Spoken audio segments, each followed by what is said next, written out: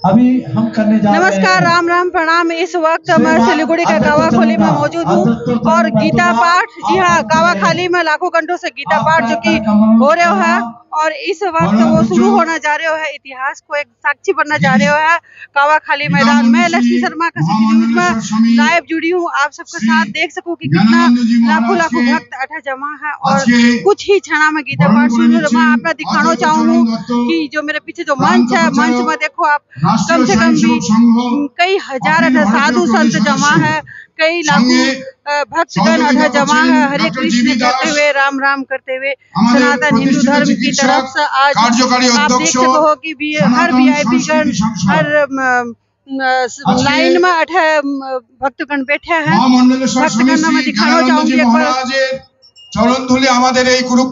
बड़ा से बड़ा साधु संत पधारेड़ा है, कई समाज सेवी संगठन, कई सनातनी संगठन, कई गौड़िया मठ संगठन अठा आयड़ा है। अभी देखो किस तरीके से